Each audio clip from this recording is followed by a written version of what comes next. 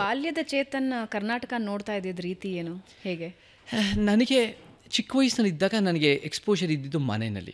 ಮನೆ ಅನ್ನೋದು ನಮ್ಮ ತಾತಾಜಿಗಳು, ನಮ್ಮ ಇಬ್ಬರು ತಾತಾಜಿ ಇದ್ದಿರೋ. ನಾನು ಮೈಸೂರಿಗೆ ಭಾಳ ಹೋಗ್ತಾಯಿದ್ದೆ, ಬೆಂಗಳೂರಿನಲ್ಲೂ ನಾವು ಇರ್ತಾಯಿದ್ವಿ, ಕರ್ನಾಟಕ ಟ್ರಾವೆಲ್ ಮಾಡ್ತಾಯಿದ್ವಿ. ಆವಾಗ ನನಗೆ ಚಿಕ್ಕ ವಯಸ್ಸಲ್ಲಿ ನನಗೆ ಭಾಳ ಪ್ರೇರಣೆ ಆಗಿದ್ದು ಏನಂದರೆ, ನಮ್ಮ ತಂದೆ ತಾಯಿ ಒಂದು ಚಾರಿಟಬಲ್ ಹಾಸ್ಪಿಟಲ್ ಶುರು ಮಾಡ್ತಾರೆ 40 ವರ್ಷದಿಂದ ಮೈಸೂರಿನಲ್ಲಿ, ಒಂದು ಫ್ರೀ ಸ್ಕೂಲು. ಆ ಹಾಸ್ಪಿಟಲು, ಆ ಸ್ಕೂಲ್ ಕಟ್ತಾ ಇರೋದು ನನಗೆ ಇನ್ನೂ ಜ್ಞಾಪಕ ಇದೆ, ಒಂದು 35-38 ವರ್ಷದ ಹಿಂದೆ. ಸೊ ನಮಗೆ ಸಮಾಜ ಸೇವೆ ಅನ್ನೋದು ನಮ್ಮ ತಂದೆ ತಾಯಿ ಚಿಕ್ಕ ವಯಸ್ಸಿಂದ ಮಾಡ್ತಾಯಿದ್ರು.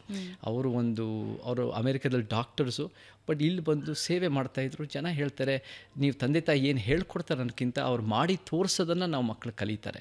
ಸೊ ನಮಗೆ ಆ ಸಾಹಿತ್ಯದ ಜೊತೆ, ಮನೆಯಲ್ಲಿ ಆ ವಾತಾವರಣದ ಜೊತೆ, ಆಮೇಲೆ ತಂದೆನೂ ತಾಯಿ ಸ್ವಲ್ಪ ಸ್ಟ್ರಿಕ್ಟ್ ಆಗಿದ್ರು, ಕನ್ನಡ ಮಾತಾಡಲೇಬೇಕು ಅಂತ. ಹೌದಾ? ಭಾಳ ಸ್ಟ್ರಿಕ್ಟ್ ಆಗಿದ್ರು ಚಿಕ್ಕ ವಯಸ್ಸಲ್ಲಿ. ನನಗೆ ಇನ್ನೂ ಜ್ಞಾಪಕ ಇದೆ, ಚಿಕ್ಕ ವಯಸ್ಸಲ್ಲಿ ಮನೇಲಿ ಇಂಗ್ಲೀಷ್ ಇಲ್ಲ, ಮನೇಲಿ ಇಂಗ್ಲೀಷ್ ಇಲ್ಲವೇ ಇಲ್ಲ. ನಾವು ಇವತ್ತಿಂದ ಹೆಂಗೆ ಸಮಸ್ಯೆ ಆಗಿದೆ ಅಂತ ಹೇಳಿದ್ರೆ, ಇವಾಗ ಯಾವುದಾದ್ರೂ ಒಂದು ಮಗು ಬಂದು ನಾವೇನಾದ್ರು ಕನ್ನಡದಲ್ಲಿ ಮಾತಾಡಿಸಿ ಅದನ್ನು ಕನ್ನಡದಲ್ಲಿ ಹೇಳಿಬಿಟ್ರೆ ಅಪ್ಪ ಅಮ್ಮ ಒಂದು ಬೈತಾರೆ ಆ ಮಗುನ.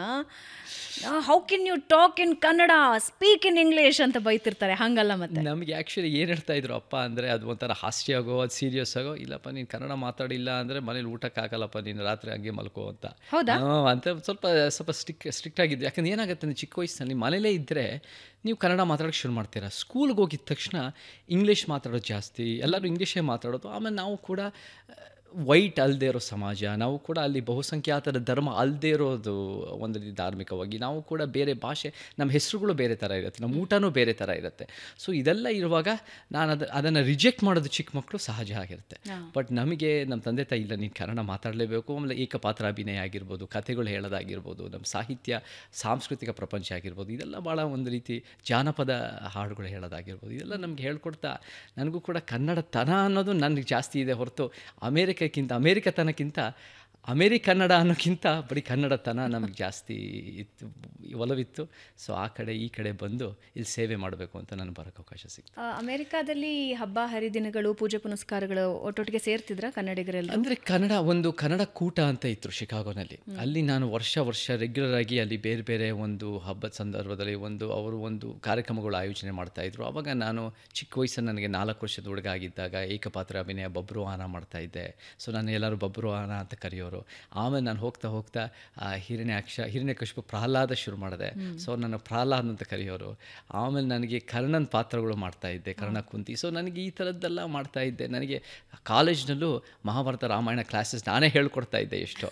ಸೊ ನನಗೆ ಈ ಥರದ್ದು ಒಂದು ರೀತಿ ಪೌರಾಣಿಕ ವಿಚಾರಗಳು, ಕಥೆಗಳು, ವಿಚಾರಗಳು ಇವೆಲ್ಲ ನನಗೆ ಭಾಳ ಆಸಕ್ತಿ ಇತ್ತು. ಬಟ್ ನಮಗೆ ಸೊ ಅದು ಎಷ್ಟೋ ಸರಿ ಏನಾಗುತ್ತೆ ಅಂದರೆ, ಒಂದು ವೆಸ್ಟರ್ನ್ ಎಕ್ಸ್ಪೋಜರ್ ಜೊತೆ ಈಸ್ಟರ್ನ್ ಎಕ್ಸ್ಪೋಜರ್ ಎರಡೂ ಸೇರಿ ಮಿಕ್ಸ್ ಆಗುತ್ತೆ. ಸೊ ನಾವು ಎರಡನ್ನೂ ನಾವು ಕಲ್ತಿದ್ವಿ. ಅಮೇರಿಕನ್ ಹಿಸ್ಟ್ರಿನೂ ಗೊತ್ತಿತ್ತು, ವೆಸ್ಟರ್ನ್ ಹಿಸ್ಟ್ರಿನೂ ಗೊತ್ತಿತ್ತು, ಕಲೋನಿಯಲಿಸಮ್ ಅನ್ನೋದು ಎಷ್ಟು ಸಮಸ್ಯೆಗಳು ಅಂತ ಗೊತ್ತಿತ್ತು. ನಾನು ಏಲಂತ ಓದಿದೆ ಯೂನಿವರ್ಸಿಟಿನಲ್ಲಿ ಭಾವನಾ ಅವರೇ. ಆ ಯೂನಿವರ್ಸಿಟಿ ಭಾಳ ಪ್ರತಿಷ್ಠವಾದ ಯೂನಿವರ್ಸಿಟಿ, ಅದು ಭಾಳ ಅದ್ಭುತ ಜಾಗ. ಅಲ್ಲಿ ನನಗೆ ಗೊತ್ತಾಯಿತು 2ನೇ ವರ್ಷದಲ್ಲಿದ್ದಾಗ ಈಸ್ಟ್ ಇಂಡಿಯಾ ಕಂಪನಿಯಿಂದ ಕೊಳ್ಳೆ ಹೊಡೆದು ಆ ಯೂನಿವರ್ಸಿಟಿ ಶುರುವಾಯಿತು ಅಂತ ನನಗೆ ಗೊತ್ತಾಯಿತು. ಸೊ ನನಗೆ ಭಾಳ ದುಃಖ ಆಗೋಯಿತು. ನಾನು ಓದ್ತಿರೋ ಯೂನಿವರ್ಸಿಟಿನೇ ಒಂಥರ ಮಡ್ರಾಸಿಂದ ದುಡ್ಡು ಪಡೆದು, ಜನರಿಂದ ದುಡ್ಡು ಹೊಡೆದು ಅಲ್ಲಿ ಬೆಳೆಸಿರೋ ಯೂನಿವರ್ಸಿಟಿ ಅಂತ ಬೇಜಾರಾಯಿತು. ಆಮೇಲೆ ಹೋಗ್ತಾ ನನಗೆ ಏನು ಗೊತ್ತಾಯಿತು ಅಂದರೆ, ಅದೇ ಯೂನಿವರ್ಸಿಟಿ ನಮಗೆ ಈ ಅನ್ಯಾಯಗಳನ್ನ ಹೆಂಗೆ ಸರಿಪಡಿಸ್ಬೋದು ಅಂತ ನಮಗೆ ಹೇಳ್ಕೊಡ್ತಾ ಇದೆ ಅನ್ನೋದು ನನಗೊಂಥರ ವಿಪರ್ಯಾಸ ಆಯಿತು. ಬಿಕಾಸ್ ಎಕ್ಸ್ಟ್ರಾರ್ಡನರಿ ಪ್ರೊಫೆಸರ್ಸು, ಲೆಕ್ಚರರ್ಸ್ ಇದ್ದರು.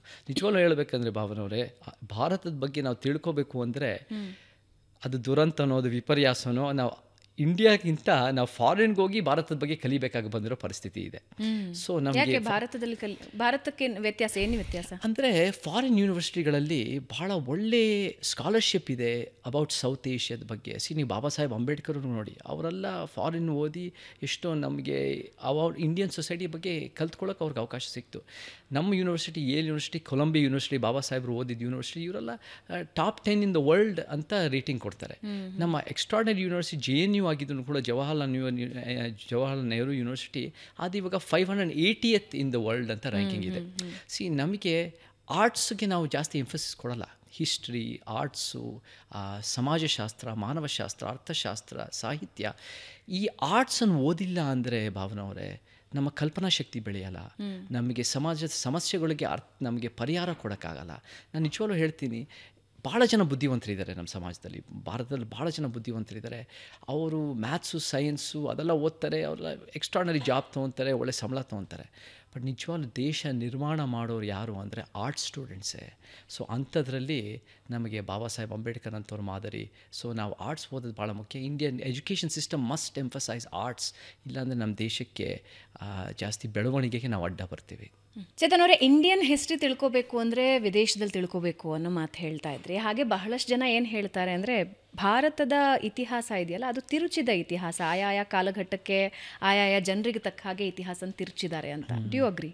ಒಪ್ಕೋತೀರಾ ಅದನ್ನು? ನಮಗೆ ಐಡಿಯಾಲಜಿಕಲ್ ನೋಡಿದಷ್ಟು ನಮಗೆ, ನಾನು ಕೂಡ ಕೆಲವು ಐಡಿಯಾಲಜೀಸು ಭಾರತ ಇತಿಹಾಸನ ವೈಜ್ಞಾನಿಕವಾಗಿ ನೋಡ್ತಾ ಇಲ್ಲ ಅಂತ ಹೇಳ್ಬೋದು.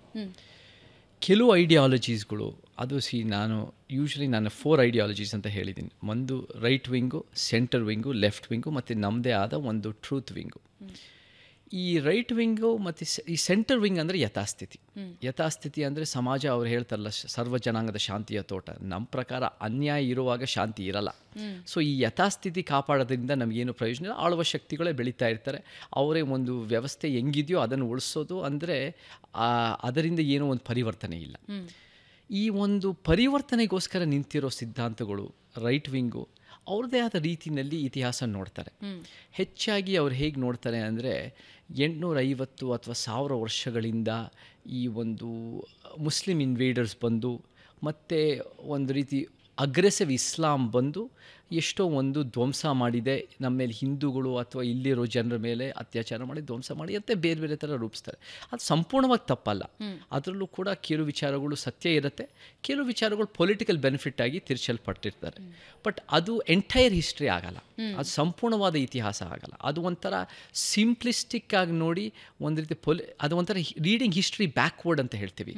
ಅಂದರೆ ಇವತ್ತಿನ ದಿನ ನಮಗೆ ವೋಟ್ಸ್ ಬೇಕು, ಇವತ್ತಿನ ದಿನ ನಮ್ಮ ಅಧಿಕಾರ ಬೇಕು. ಸೊ ನಾವೇನು ಮಾಡ್ತೀವಿ ಅಂದರೆ ಇತಿಹಾಸನ ಆ ರೀತಿ ಕಟ್ಕೊತಾ ಬರ್ತೀವಿ. ಅದು ಸತ್ಯ ಇದೆಯೋ ಇಲ್ವೋ ಅದು ಬೇರೆ ಪ್ರಶ್ನೆ. ಮತ್ತು ಈ ಎಡಪಂಥಿ ನೋಡೋದು ಕಮ್ಯುನಿಸ್ಟ್ ಹಿಸ್ಟ್ರಿ ಅವ್ರದ್ದೇ ಆದ ಒಂದು ಬಂಡವಾಳಶಾಹಿ ವ್ಯವಸ್ಥೆ ವಿರುದ್ಧ ಅವ್ರು ನೋಡ್ಕೊಂಬರ್ತಾರೆ. ಬಟ್ ನಮ್ಮ ಸಮಾಜದಲ್ಲಿ ಬಂಡವಾಳಶಾಹಿ ವ್ಯವಸ್ಥೆ ಒಂದೇ ಅಲ್ಲ ನಮಗೆ ಶತ್ರು. ನಮಗೆ ಜಾತಿ ವ್ಯವಸ್ಥೆ, 3,000 ವರ್ಷದ ವರ್ಣ ವ್ಯವಸ್ಥೆ ಇದೆ, 10,000 ವರ್ಷದ ಪುರುಷ ಪ್ರಧಾನ ವ್ಯವಸ್ಥೆ ಇದೆ. ನಮಗೆ ಈ 75 ವರ್ಷದಿಂದ ಭಾಷೆ ತಾರತಮ್ಯನೂ ಭಾಳ ದೊಡ್ಡ ಪ್ರಮಾಣದಲ್ಲಿ ಹಿಂದಿ, ಇಂಗ್ಲೀಷ್, ಸಂಸ್ಕೃತ ಅನ್ನೋದು ನಮಗೆ ಬೇರೆ ಬೇರೆ ರೀತಿಯಲ್ಲಿ ದಾಳಿ ನಡೀತಾ ಇದೆ ನಮಗೆ. ಸೊ ಓವರಾಲ್ ನಮಗೆ ಉದ್ಯೋಗದ ಅಸಮಾನತೆ ಇದೆ. ಸೊ ನಾವು we have to understand society in totality ಅಂದಾಗ ನಾವು ಎಡಪಂಥಿನೂ ನಾವು ಒಪ್ಪಲ್ಲ. ಕಮ್ಯುನಿಸ್ಟ್ ಹಿಸ್ಟೋರಿಯನ್ಸು ನಮ್ಮದೇ ಆದ ಅಂಬೇಡ್ಕರ್, ಪೆರಿಯಾರ್, ಕಾಂಚೀರಾಮನ ಪವರ್ ಸ್ಟ್ರಕ್ಚರ್ನ ಪ್ರಶ್ನೆ ಮಾಡೋದಂತ ಹೇಳಿದ್ದೀನಿ. ಅದು ಒಂದು ಪ್ರತಿರೋಧದ ಇತಿಹಾಸ ಇವಾಗ ಹೆಚ್ಚಾಗಿ ಬೆಳೀತಾ ಇದೆ.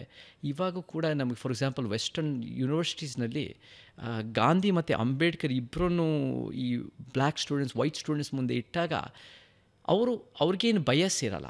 ಅವರು ಎರಡನ್ನೂ ನೋಡ್ಬಿಟ್ಟು ಗಾಂಧಿನ ರಿಜೆಕ್ಟ್ ಮಾಡ್ತಾ ಇದ್ದಾರೆ, ಬಾಬಾ ಸಾಹೇಬ್ ಅಂಬೇಡ್ಕರ್ ವಿಚಾರಗಳು ಭಾಳ ಅರ್ಥಪೂರ್ಣವಾಗಿದೆ ಅಂತ ಒಪ್ಕೊತಾ ಇದ್ದಾರೆ. ಸೊ ದ ಯಥಾಸ್ಥಿತಿ ಗಾಂಧಿಯನ್ ಹಿಸ್ಟ್ರಿ ಅಥವಾ the right wing, left wing history ನಮ್ಮ ಪ್ರಕಾರ are not the truly rational, scientific, critical ಹಿಸ್ಟ್ರೀಸ್ಗಳು. At the same time Chetan ಅವರೇ,